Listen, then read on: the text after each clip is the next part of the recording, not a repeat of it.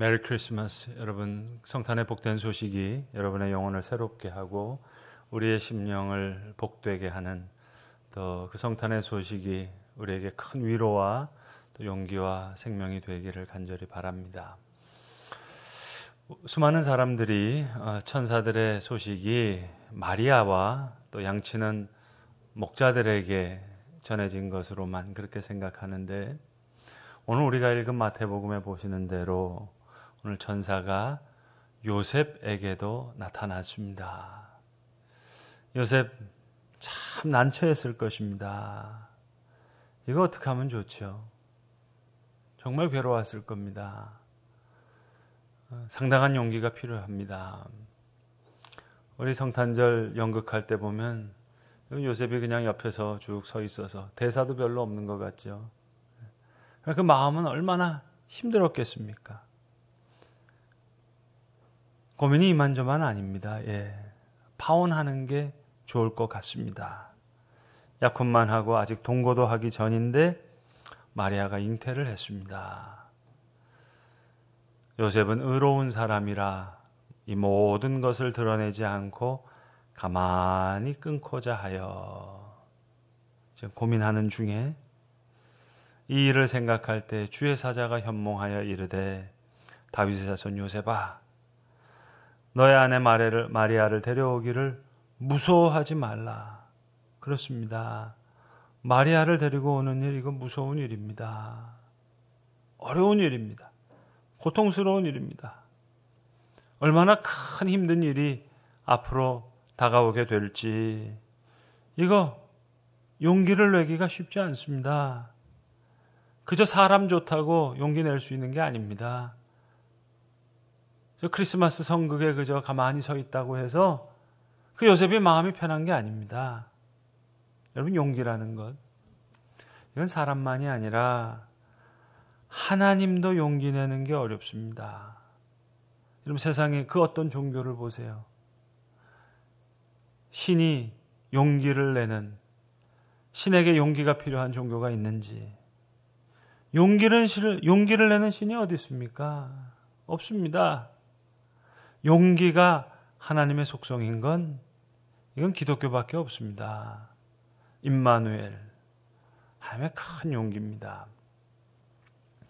역사적으로 보시면 AD 4세기까지 이 역사적 예수를 어떻게 고백하느냐, 이게 교회의 이만저만한 고민이 아니었습니다.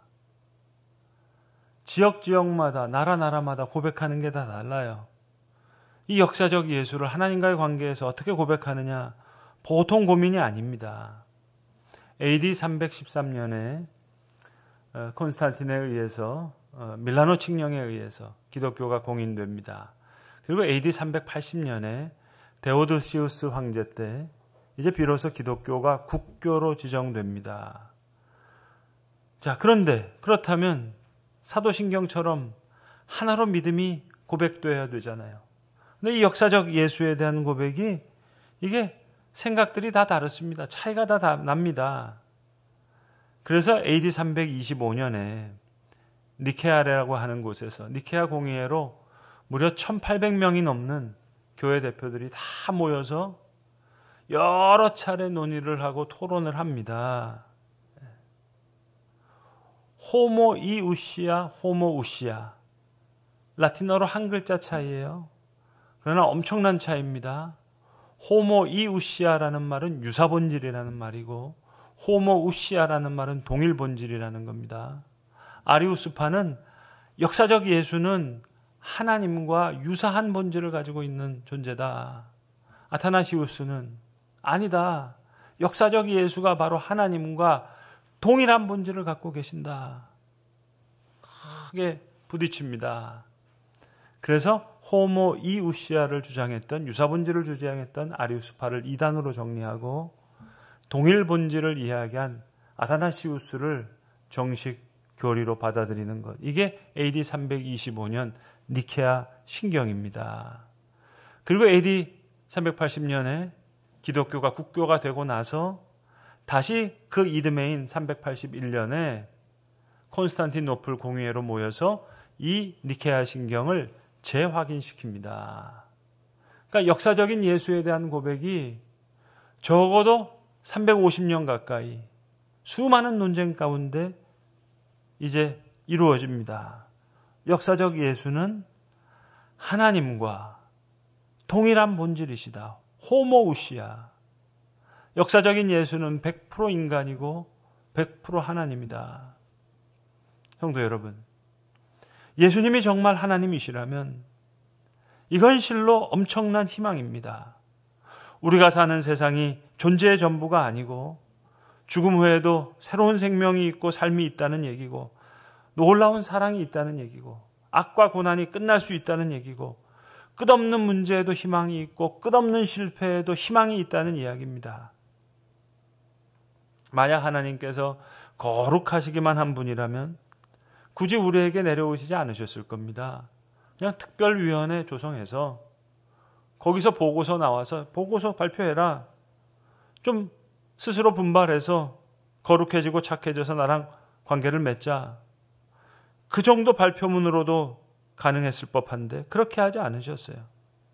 반대로 하나님께서 뭐든지 다 받아주시는 사랑의 신이라면 굳이 이 땅에 오실 필요가 없죠. 크리스마스의 수고를 감당하실 필요가 없죠.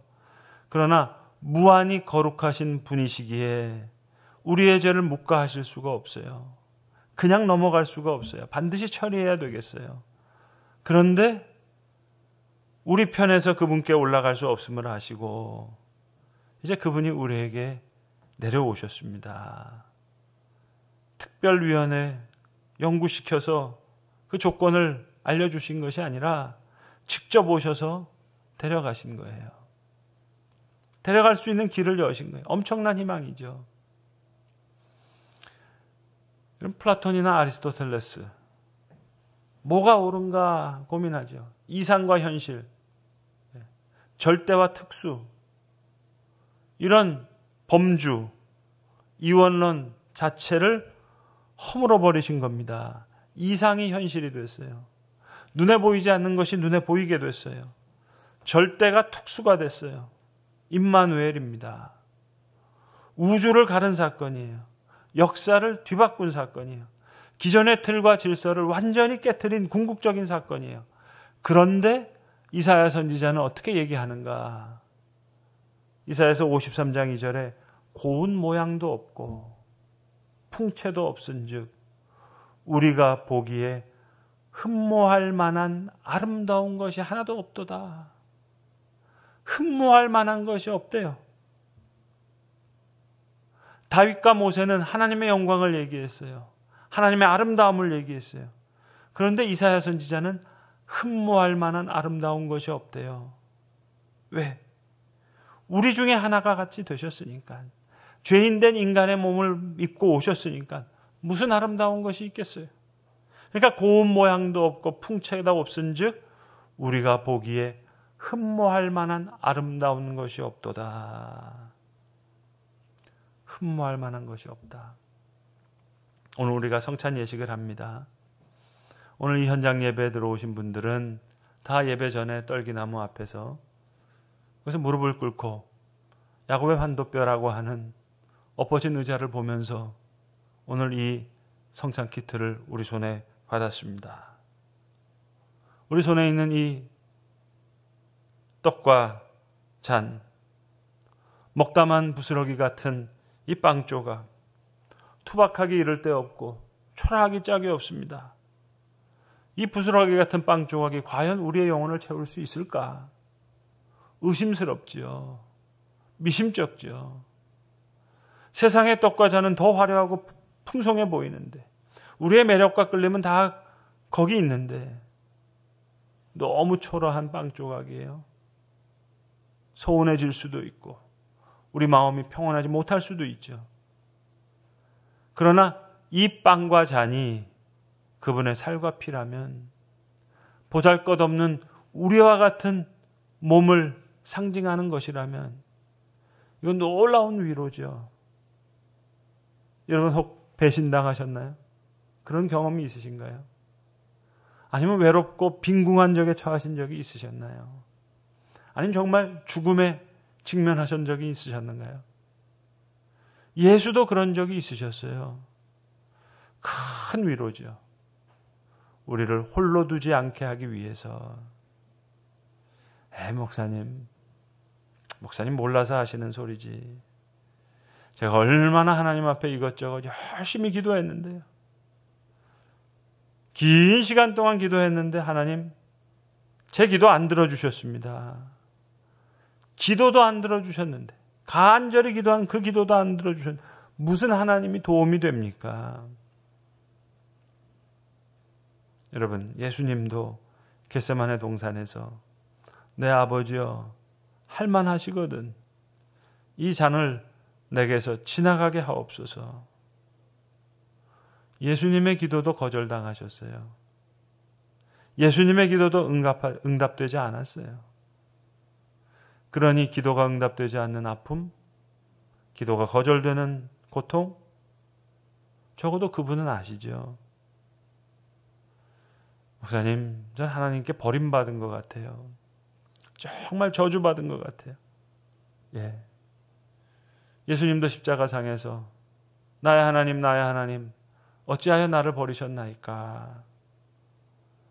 버림받은 것 같은 마음, 저주받은 것 같은 마음, 적어도 그분은 아시죠. 이 그리스도의 빵 조각이 과연 우리의 영혼을 채워줄 수 있을까? 우리가 원하는 그 식탁의 풍성함, 화려함에 비해서 뭔가 그리스도께서는 다른 생각을 품고 계신 것 같아요. 그 마음 다른 곳에 계신 것 같아요. 살과 피. 내가 너를 안다. 내가 너와 같다. 우리 중에 오시는 임마누엘의 하나님.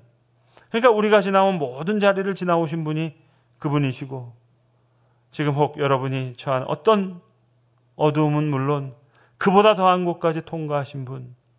그래서 오늘도 용기가 필요한 요셉에게 말씀하실 수 있어요. 다윗의 자손 요셉아, 내 아내 마리아 데려오기를 무서워하지 말라. 아들을 낳으리니 그 이름을 예수라 하라. 창세기 15장에 보시면 아브라함에게는 하나님께서 옹기가마에서 피어나오는 연기와 같은 모습으로 나타나셨어요. 출애굽기에서는 하나님께서 불기둥과 구름기둥으로 나타나셨어요. 욥에게는 큰 광풍과 같은 엄청난 돌풍바람과 같은 모습으로 나타나셨어요. 출애굽기 33장에 보시면 모세가 하나님 모습을 보기를 너무 원했지만 보여주지 않으셨어요. 뒷모습만 잠깐 봤어요. 말씀이 육신이 되어 우리 가운데 거하심에 우리가 그의 영광을 보니 아버지의 독생자의 영광이요. 예수 그리스도를 통해 나타난 하나님은 불기둥도 아니고 구름기둥도 아니고 바람기둥도 아니고 옹기가마의 연기도 아니고 모세가 봤던 눈부신 뒷모습도 아니었고 악이에요. 왜 불꽃도 아니고 돌풍도 아닌 악이었을까? 심판하러 오신 것이 아니라 심판당하러 오셨기 때문에, 피를 흘리러 오셨기 때문에, 살을 찢기기 위해서 오셨기 때문에 여기 오신 거예요. 오늘 본문 21절에서 얘기합니다. 이는 그가 자기 백성을 그들의 죄에서 구원하실 자이심이로라. 우리는 하나님께서 우리에게 능력과 사랑을 주시기 위해서 오신 줄 알았는데 아니요. 우리를 용서하시기 위해서, 자기 백성을 그들의 죄에서 구원하시기 위해서 오셨다는 겁니다. 요셉 파혼하려고 했어요. 그러나 성령으로 잉태되었으니 마리아와 결혼하라. 엄청난 용기입니다. 아무리 친한 친구들도 그 진실을 이해할 수 있을까요? 사람들의 눈빛, 보통 어려운 게 아닙니다. 자기가 자기를 봐도 그래요. 이제 사람들은 둘 중에 하나로 생각할 거예요. 요셉이 미쳤거나 아니면 바보처럼 속았거나 둘 중에 하나일 거다고. 그런데 용기를 내요. 아들의 이름을 임마누엘이라 하라. 우리를 살리시기 위해서. 여러분, 어미곰과 새끼곰 사이에 감히 끼어들면 안 됩니다. 큰일 납니다. 예수님의 용기. 새끼들 살리려고. 어미곰에 엄청난 무서우리만큼 큰 힘과 같은 용기예요. 임마누엘, 내가 너희와 함께 하리라 하는 그 말씀 앞에 오늘 이 요셉과 마리아가 순복합니다. 오늘 입교식이 있는데 아마도 평범한 10대 소녀와 같은 말이 할 거예요. 임마누엘이라는 그 말씀 앞에서 순종합니다. 요셉과 마리아는 우리 모두와 같은 인간이었지만 그들은 십자가도 알기 전에 그 길을 갑니다. 여러분, 우리는 요셉과 마리아보다 훨씬 더 생생한 이야기를 더 많이 알고 있습니다. 예수님 전체의 이야기를 생생한 기사로 읽어낼 수 있습니다. 그렇다면 임마누엘의 복음의 소식 앞에 그 순종하는 순복의 시험에서 평범한 10대 소녀인 마리아에게 여러분 뒤처지지 맙시다. 뒤지지 맙시다. 십자가를 알기도 전에 이 순종의 길을 걸어간 요셉과 마리아, 우리는 훨씬 더 많은 것을 알고 있잖아요. 지구에서 태양까지의 거리가 1억 5천만 킬로미터라고 하는데 그것을 종이 한 장 두께로 치면 지구에서 가장 가까운 별까지는 종이를 21m 쌓아놓은 거리랍니다. 그리고 은하수의 지름은 무려 480kg의 종이를 쌓아놓은 거리라는 거예요. 그리고 그런 우주에, 그런 은하계가 우주엔 헤아릴 수 없이 많다는 거예요. 지구에서 태양까지가 종이 한 장인데, 그리고 그 은하계는 우리 눈에 보이지 않는 공중의 먼지나 저 바닷가의 모래알보다 더 많다는 사실을 우리는 상상이 아닌 사실로 알고 있습니다. 명확한 과학적인 사실로 알고 있습니다. 그런데 그 창조주 하나님과 호모우시아, 동일한 본질인 예수 그리스도께서 우리에게 오셨다면 그분은 진정한 왕으로 오신 거죠. 진정한 나의 주인이 되셔야죠. 내 삶의 변두리에 있는 몸종이 아닌, 일꾼이 아닌, 품꾼이 아닌, 조수가 아닌 진정한 왕이 되셔야죠. 진정한 주인이 되셔야죠. 우리의 주인께서, 우리의 왕께서 우리 가운데 오신 겁니다. 나의 왕이, 나의 주님이 오늘 나에게 오신 것입니다. 따라서 이 임마누엘은 우리에게 엄청난 용기를 줄 수 있고, 우리에게 큰 위로를 줄 수 있고, 우리를 죽음에서 살리는 생명과 모든 허물을 이길 수 있는 사랑으로 우리에게 다가오는 것입니다. 기도하겠습니다. 나의 왕으로, 나의 주님으로 내게 오신 주님 찬양합니다. 온 우주 만물을 창조하신 그 하나님과 호모우시아, 동일한 본질인 예수 그리스도께서 주님 우리 가운데 오셨다면 이 귀한 임마누엘의 소식이 우리에게 큰 위로와 용기가 될 줄로 믿습니다. 주님, 요셉과 마리아는 십자가를 알기도 전에 그 길을 갔는데 우리는 더 생생한 기사를 다 읽고 있고 더 많은 소식을 알고 있는 저희들, 주님, 우리의 왕으로 오신 주님, 나의 주님으로 오신 주님, 우리의 삶 속에 주님, 주께서 생명이 되시고 은혜가 되시고 또 위로가 되시고 용기가 되심을 감사합니다.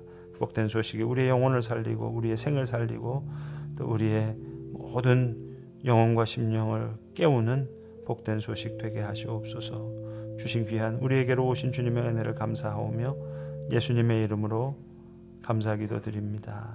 아멘.